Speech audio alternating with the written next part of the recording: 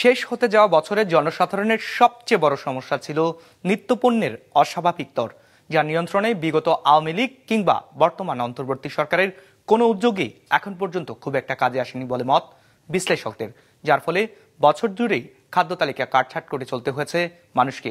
সব মিলে কেমন ছিল শেষ হতে যাওয়া বছর 2024, তার কিছু খণ্ডচিত্র দেখব রঞ্জিবুল মিজানের রিপোর্টে। Double million offer Walton fridge কিনে পেতে পারেন 20 লক্ষ টাকা, রয়েছে কোটি কোটি টাকার নিশ্চিত উপহার।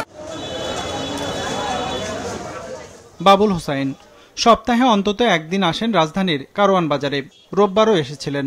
আলু কিনতে গিয়ে দেখলেন আলুর কেজি এখনো 50 থেকে 60 টাকা। আলুর মতো অন্য সবজি, এমনকি স্বস্তি নেই শীতকালীন সবজির দরেও। দরকারি এসব পণ্যের দাম বছর জুড়েই ছিল বেশি, ফলে সাদার সাধ্যের মিল করতে সারা বছরই যুদ্ধ করতে হয়েছে এই বেসরকারি চাকুরিজীবীকে। বছরের শুরু থেকে এই পর্যন্ত আসলে আমরা বাজার করতে এসে দেখলাম যে দ্রব্যমূল্যের যেই ঊর্ধ্বগতিটা ছিল সেটা আমাদের জন্য আসলে সহনীয় পর্যায়ে ছিল না। টিসিবির হিসাব বলছে গেল এক বছরে মোটা চালের দর বেড়েছে 8%, সরু চালে যা 15%। বছর ধরে দর বৃদ্ধির রেকর্ড করেছে আলু, পেঁয়াজ থেকে শুরু করে গরিবের আমিষের উৎস ডিমের দর। ব্রয়লার মুরগির দরও ছিল সাধারণের নাগালের বাইরে, যার ফলে বাবুলের মতো একই অবস্থা ছিল সমাজের মধ্যবিত্ত থেকে শুরু করে নিম্নবিত্ত শ্রেণীর মানুষের। পুরো বছরটা একেবারে কি সুখকর না। আমরা যেভাবে আছি, রাজনৈতিক, অর্থনৈতিক, সমাজনীতি সবকিছুর মধ্যেই আমাদের একটা অসহনীয় অবস্থা, যেটা আমাদের জীবনযাত্রার মান একেবারেই নাবিশ্বাস। 2 টাকা কমের জন্য বাজারে ঘুরি, দেখি যে কি অবস্থা, কোথায় আসি, যেখানে আসি একই অবস্থা। আসলেই কোথাও স্বস্তির কোনো শ্বাস নেই কোথাও। বাংলাদেশ পরিসংখ্যান ব্যুরোর তথ্য মতে বছরের প্রথম মাস অর্থাৎ জানুয়ারিতে মূল্যস্ফীতি ছিল 9.86%, আর নভেম্বরে উঠে যায় 11 উপরে। সব মিলিয়ে সারা বছর এই মূল্যস্ফীতি ছিল 10% উপরে।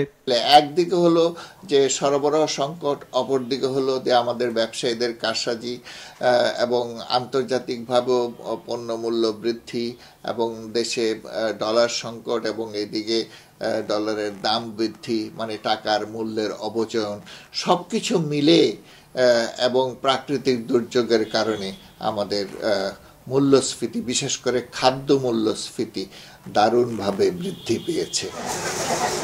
নিত্যপণ্যের দর নিয়ন্ত্রণ করতে বিগত সরকার আর বর্তমান সরকার নিয়েছে বেশ কিছু পদক্ষেপ।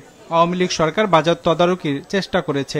অন্যদিকে চাল, আলু, তেল, ডিম সহ অতি প্রয়োজনীয় বেশ কিছু পণ্যের আমদানি শুল্ক কমিয়েছে বর্তমান সরকার।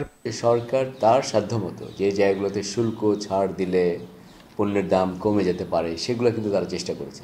তবে একটি জিনিস মনে রাখতে হবে, যদি মূল্যস্ফীতি দীর্ঘমেয়াদে থাকে, যেটা বাংলাদেশের জন্য হয়েছে, গত 2 বছর অধিক সময় যাবৎ মূল্যস্ফীতি উচ্চ হার রয়েছে, এরকম পরিস্থিতিতে শুল্ক ছাড় দিলে সেটার ফল কিন্তু সঙ্গে সঙ্গে পাওয়া যায় না, এটা সময় লাগে, এবং বাংলাদেশের ক্ষেত্রে আসলে সেটাই হয়েছে। এমন বাস্তবতায় সিন্ডিকেট বন্ধে শক্ত পদক্ষেপ নেওয়ার পাশাপাশি কৃষি খাতে সরকারি বিনিয়োগ বাড়িয়ে উৎপাদন খরচ কমানোর তাগিদ দিয়েছেন বিশ্লেষকরা।